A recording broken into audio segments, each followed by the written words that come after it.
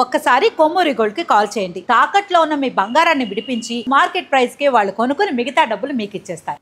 Welcome back to మనం TV. నేను మీ పవన్ బేస్వాడ.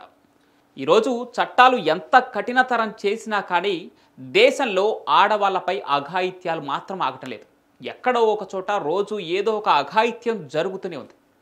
ఇటీవల హర్యానాలోని జీంద్లో జరిగిన ఒక దారుణమైన ఘటన మనసును కలిచివేస్తోంది. దేశంలో రోజు రోజుకి మహిళలపై, చిన్నారులపై అత్యాచారాలు, హింసాత్మక ఘటనలు పెరుగుతూనే ఉన్నాయి.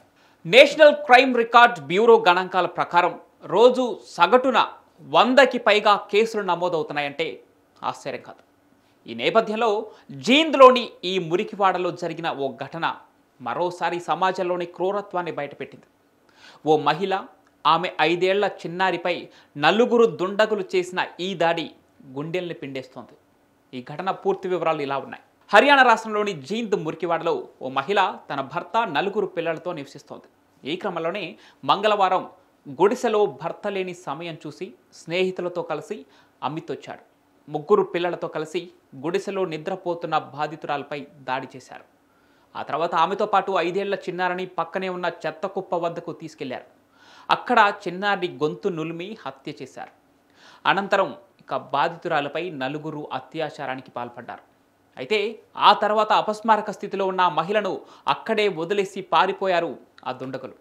చిన్నారి మృతదేహం రాత్రంతా ఆ చెత్త కుప్పలపైనే అలాగే పడి ఉంది. ఇక తెల్లవారుజామున ఆ స్థానికులు బాధితురాలని గమనించి ఆసుపత్రికి తరలించారు. ఆ తర్వాత పోలీసులు సమాచారం ఇచ్చారు. వారు విచారణ చేపట్టారు.